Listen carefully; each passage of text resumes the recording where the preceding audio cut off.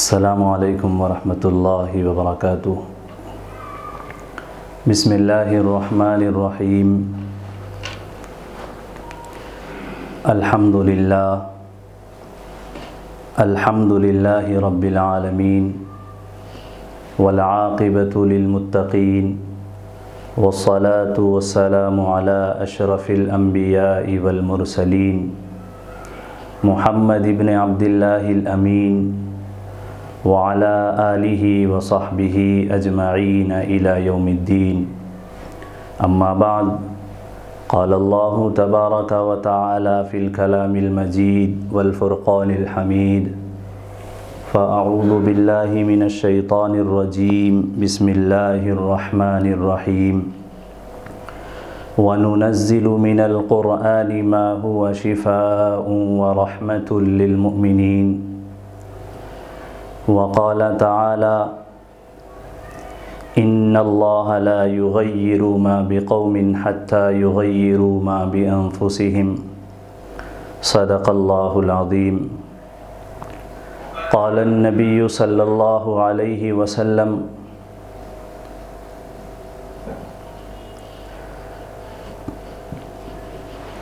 إن الذي ليس في جوفه شيء من القرآن فهو كالبيت القريب، أو كما قال عليه الصلاة والسلام۔ اللهم صل على سيدنا ونبينا ومولانا محمد وبارك وسلم۔ اللهم صل على سيدنا ومولانا محمد وبارك وسلم۔ اللهم صل على سيدنا ومولانا محمد وبارك وسلم۔ قابل احترام بزرگوں اور دوستوں، عزیز ساتھیوں، اللہ تبارک و تعالیٰ کا ہم گناہ گاروں پر بہت بڑا فضل اور کرم یہ ہوا کہ اس خالق کائنات نے ہم کو رمضان المبارک عطا فرمایا، اور رمضان المبارک کا یہ چوتھا جمعہ ہے۔ میں ابھی آپ حضرات کے سامنے عظمت قرآن کے عنوان پر کچھ مختصر سی گفتگو کرنا چاہتا ہوں۔ سب سے پہلی بات یہ ہے کہ قرآن مجید ہمارا دستور حیات ہے اور قانون زندگی ہے۔ اگر ہم اس قرآن مجید کو سامنے رکھ کر اس کے احکامات پر عمل کرتے ہوئے اگر ہم زندگی گزاریں گے تو یقیناً آخرت میں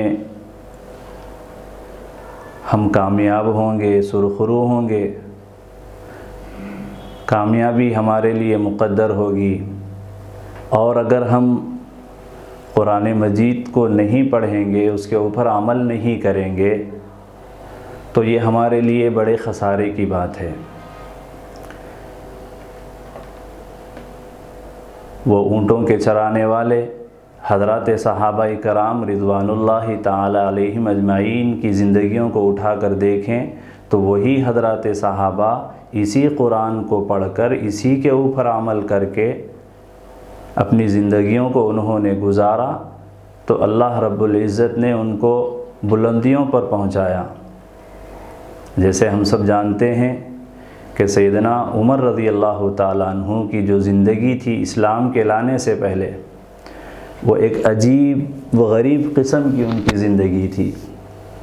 کتابوں میں لکھا ہے کہ سیدنا عمر رضی اللہ تعالیٰ عنہ اسلام کے لانے سے پہلے مکے کے ان بدماشوں میں شمار ہوتے تھے جو لوگوں سے پیسے لے کر ان کی لڑکیوں کو زندہ درگور کیا کرتے تھے۔ لیکن جب سیدنا عمر رضی اللہ تعالیٰ عنہ اپنے بہن کے گھر پہنچے اور ان کے کانوں میں سورہ طٰہٰ کی وہ آیتیں طٰہٰ ما انزلنا علیک القرآن لتشقیٰ، جب یہ آیتیں ان کے کانوں میں پڑی تو پھر ان کے اندر ایک تبدیلی آئی، اللہ نے پھر ان کو اسلام کی دولت سے سرفراز فرمایا۔ اللہ رب العزت کے لاڈلے نبی جناب محمد الرسول اللہ صلی اللہ علیہ وآلہ وسلم نے ان کے حق میں جو دعائیں کی تھی، اللہ نے اس کو قبول فرمایا اور ان کو اسلام جیسی، ایمان جیسی عظیم دولت سے سرفراز فرمایا۔ تو یہی قرآن تھی جو ان کے ایمان کا ذریعہ بنی۔ میرے محترم بزرگوں اور دوستو، ہم برس سے قرآن پڑھ رہے ہیں، لیکن ہماری زندگیوں کے اندر کوئی تبدیلی نہیں۔ ہم نے صرف قرآن کو رسماً پڑھتے ہیں۔ ہم یہ سمجھتے ہیں کہ جب اب کسی لڑکی کا نکاح ہو تو اس کے فہرست کے اندر سب سے پہلے قرآن مجید کو لکھا جائے۔ جب ہم گھر کی تعمیر کرتے ہیں تو ہم یہ سمجھتے ہیں کہ اس گھر کے اندر سب سے پہلے اللہ کا کلام لے جا کر رکھنا چاہیے۔ بہت خوش آئندہ بات ہے، لیکن ہماری عملی زندگیوں میں قرآن کہاں تک ہے؟ ہم قرآن کو کتنا پڑھ رہے ہیں اور اس کے اوپر کتنا عمل کر رہے ہیں؟ میرے محترم بزرگوں اور دوستو، یاد رکھیے، جو قرآن کو پڑھ کر اس کے اوپر عمل کریں گے تو اللہ پاک بلندیوں پر پہنچائیں گے، اور اگر ہم اس کی تلاوت نہیں کریں گے اور اس کے اوپر عمل نہیں کریں گے تو پھر اللہ تبارک و تعالی ذلیل و رسوا کر کے رکھ دیں گے۔ ہم اپنی اولادوں کو قرآن مجید کی تعلیم سے آراستہ کریں، ان کو قرآن کی طرف راغب کریں۔ ہم ہزاروں روپیے دنیاوی تعلیم کے اوپر لگاتے ہیں، لیکن ہم اپنے بچوں کو قرآن مجید کی تعلیم پر اپنا پیسہ خرچ نہیں کرتے۔ یہ عجیب و غریب المیہ ہے آج مسلمانوں کا کہ دنیاوی تعلیم کے اوپر لاکھوں روپیے خرچ ہو رہے ہیں، لیکن قرآن کی تعلیم کے لیے وہی مولوی صاحب کو 100 روپیے دے دیجئے، 200 روپیے دے دیجئے۔ میرے محترم بزرگوں اور دوستو، یہ قرآن مجید کی ناقدری ہے۔ قرآن مجید کی یہ ناقدری ہے۔ ہم صبح اٹھ کر گندی آنکھوں سے اخبار پڑھیں گے، لیکن اللہ کا قرآن نہیں پڑھیں گے۔ ہمارے مسلمانوں کا یہ حال ہے کہ ہم بچوں کو صبح نیند میں سے اٹھاتے ہیں، ان کو وضو کرانے کی توفیق نہیں ہوتی، بس ایسے ہی ہم مساجد کو بھیج دیتے ہیں بچوں کو قرآن پڑھنے کے لیے۔ لیکن جب یہی بچے اسکولز جاتے ہیں، کالجز جاتے ہیں، تو پھر ان کے ساتھ ہمارا کیا رویہ ہوتا ہے؟ ان کے لیے بہترین کپڑوں کا انتظام ہے، ان کے لیے بہترین جوتوں کا انتظام ہے، ماں جوتوں کو پالش کر رہی ہے، باپ جوتوں کو پالش کر رہا ہے اور بچوں کو رخصت کر رہے ہیں۔ ایک طرف قرآن مجید کی تعلیم کی اہمیت نہ ہونے کی وجہ سے اس کی ناقدری اس طرف کر رہے ہیں، اور دنیاوی تعلیم کی طرف زیادہ توجہ دیتے ہوئے ہم اس کی یہ اہمیت بتا رہے ہیں۔ تو کہاں سے ہمارے اولادوں کے اندر، ہمارے بچوں کے اندر، ہمارے گھرانوں کے اندر کہاں سے قرآن مجید کی عظمت آئے گی؟ کبھی ہم نے اپنے بچوں کے سامنے اللہ کے کلام کو پڑھا نہیں ہے، ان کو کبھی سمجھایا نہیں ہے کہ بیٹے یہ اللہ کا کلام ہے، اس کی اس طریقے سے عظمت کی جاتی ہے، اس کو ایسے تلاوت کرنا چاہیے، کبھی ہم نے کیا ہی نہیں۔ اور پھر ہم اپنی اولادوں سے لمبی لمبی امیدیں لے کے بیٹھے ہوئے ہیں کہ آگے چل کر یہی بچے ہماری خدمت کریں۔ بتائیے، جب آپ ان کو قرآن مجید کے مطابق ان کی تربیت نہیں کریں گے تو پھر ان کو کیسے معلوم ہوگا کہ والدین کا مقام یہ ہے، بھائی بہن کا مقام یہ ہے، رشتہ داروں کا مقام یہ ہے؟ جب ان کو معلوم ہی نہیں ہوگا تو پھر وہ کیسے اس کے اوپر عمل کریں گے اور آگے چل کر کیسے ہماری وہ خدمت کریں گے؟ یاد رکھیے میرے عزیزوں اور دوستو، اگر آپ اپنی اولادوں کی قرآن مجید کی تعلیم کے مطابق ان کی تربیت کریں گے، دیکھیے آج معاشرہ ایک اچھے داماد کے لیے اور ایک اچھی بہو کے لیے تڑپ رہا ہے، بلک رہا ہے۔ اگر آپ اپنی اولادوں کی تعلیم قرآن مجید کے مطابق ان کی تربیت کریں گے، ان کی تعلیم کا انتظام کریں گے، ان کو بتلائیں گے، تو پھر یاد رکھیے معاشرے کو ایک اچھا داماد بھی ملے گا اور معاشرے کو ایک اچھی بہو بھی ملے گی۔ آج معاشرہ تڑپ رہا ہے، بلک رہا ہے کہ مجھے ایک اچھا داماد چاہیے، ایک اچھی بہو چاہیے۔ کیا اچھی بہو اور اچھا داماد کیا بازار میں ملنے والی شے ہے کہ جو لائے اور خرید کر گلے میں ڈال دیا جائے؟ ایسی بات نہیں ہے۔ ہم کو اپنی اولادوں کی تربیت قرآن مجید کے مطابق کرنا پڑے گا، تبھی جا کر ہم کو اچھا داماد بھی ملے گا اور اچھی بہو بھی ملے گی۔ ایک صحابی رسول صلی اللہ علیہ وآلہ وسلم ایک سفر پر جا رہے تھے۔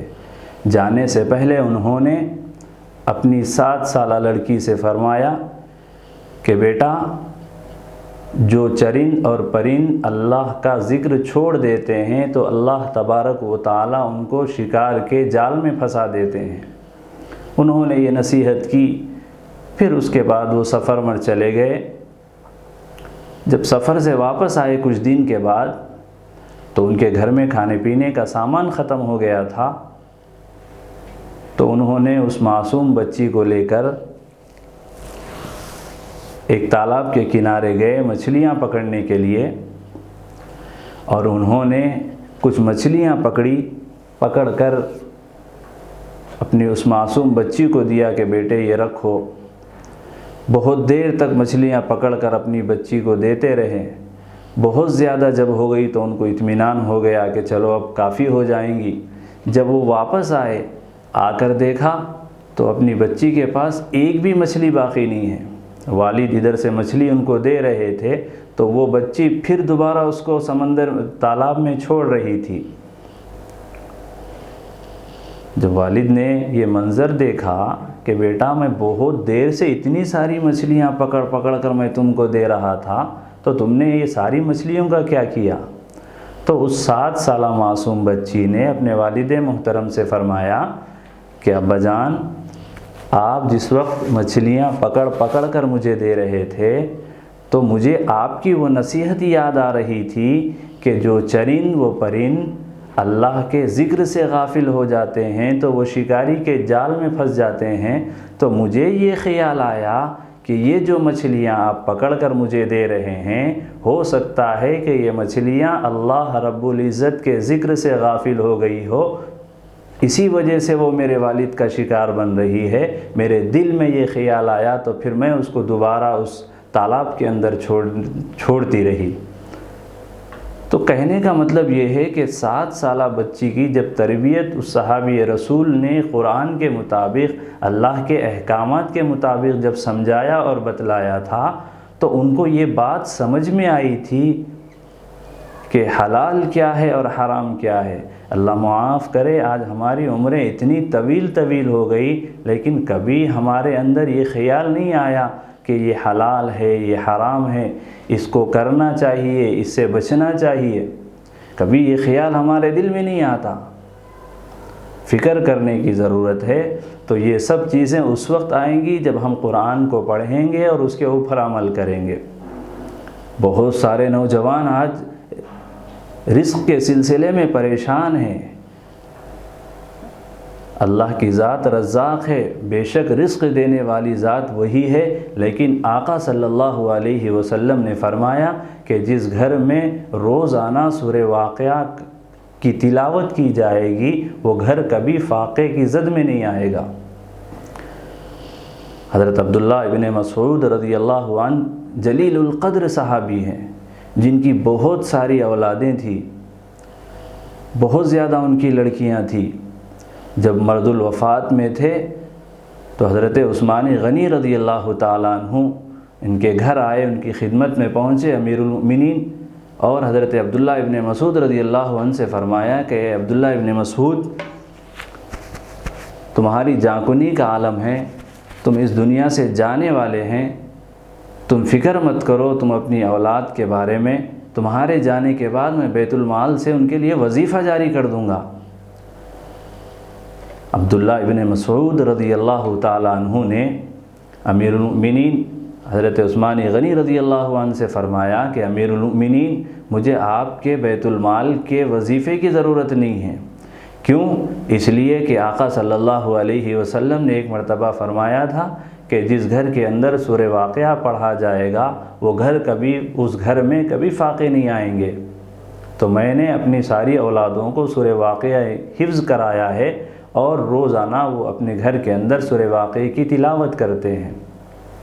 میرے محترم بزرگوں اور دوستو، اللہ کے نبی علیہ الصلاۃ والسلام نے فرمایا ان الذی لیس فی جوفہ شیء من القرآن فہو کالبیت القریب۔ یوں فرمایا آقا صلی اللہ علیہ وسلم نے کہ جس دل کے اندر قرآن کریم کا کوئی حصہ نہ ہو تو وہ دل ویران گھر کے مانند ہے۔ جیسے ہم ویران گھر کے اندر جانے سے ڈرتے ہیں کہ اس کے اندر اندھیرا ہوگا، برسا برس سے اس میں لائٹ نہیں جلی ہے، وہاں جائیں گے تو شیاطین ہوں گے، ایک ڈر اور ایک خوف کا ماحول طاری ہوتا ہے، تو آقا صلی اللہ علیہ وسلم نے مثال دے کے فرمایا ان الذی لیس فی جوفہ شیء من القرآن فہو کالبیت القریب۔ فرمایا کہ جس دل کے اندر قرآن مجید کا کوئی حصہ نہ ہو وہ ایک ویرانے گھر کی مانند ہے۔ میرے محترم بزرگوں اور دوستو، چاہے آپ کی عمر کچھ ہو، آپ علم دین کو سیکھیں، قرآن مجید کو پڑھیں، اس کے اوپر عمل کریں۔ میں آج آپ کو یہ پیغام دینا چاہتا ہوں کہ آپ 3 کام کریے۔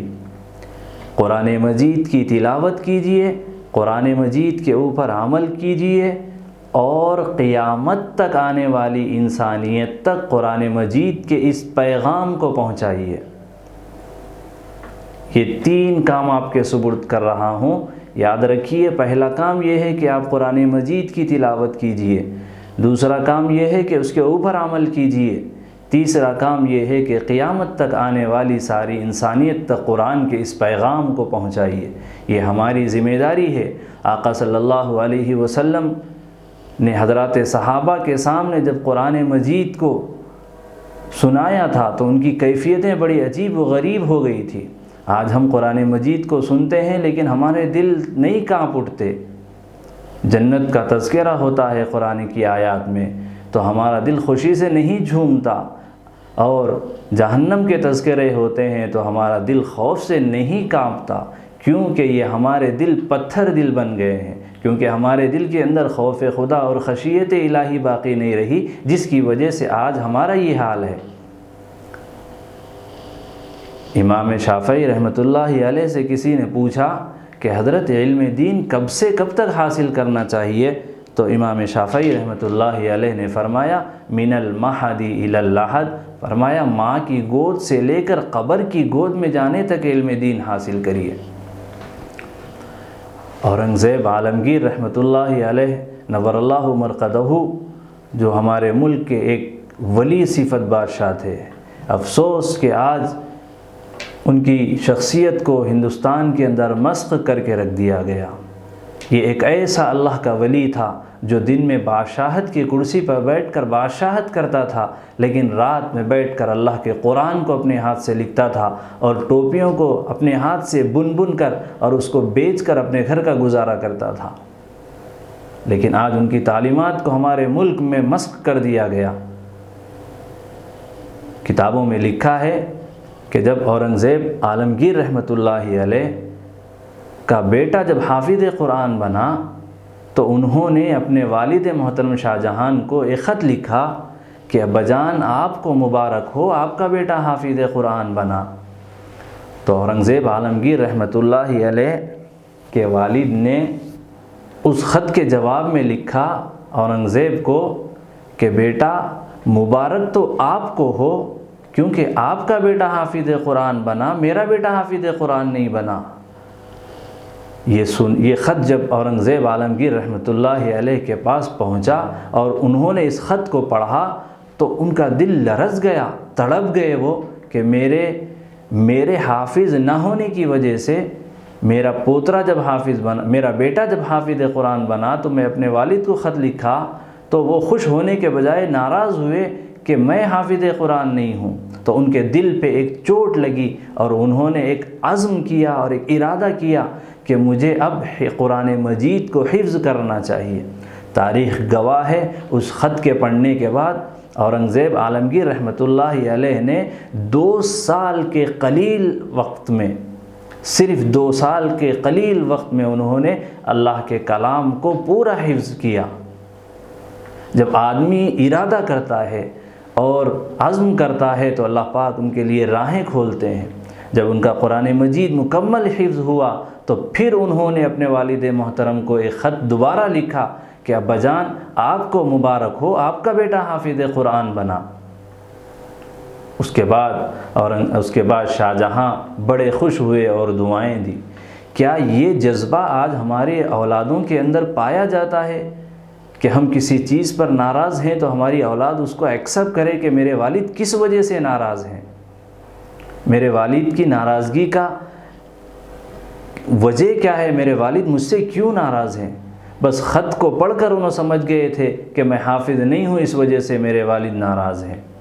میرے عزیزوں اور بزرگوں، اگر ہم اپنی اولادوں کو، بڑے افسوس کے ساتھ آج مجھے کہنا پڑ رہا ہے کہ کئی نوجوان ایسے ہیں والد کی روح قبض ہو گئی، اللہ معاف کرے، اللہ ہدایت دے ان نوجوانوں کو کہ والد کے انتقال کے بعد صحیح طریقے سے ان کو غسل دے نہیں سکتے، ان کو کفن پہنا نہیں سکتے، ان کو سنت کے مطابق ان کی تجہیز و تکفین نہیں کر سکتے۔ کیوں؟ اس لیے کہ ہم نے ان کو سکھلایا ہی نہیں ہے۔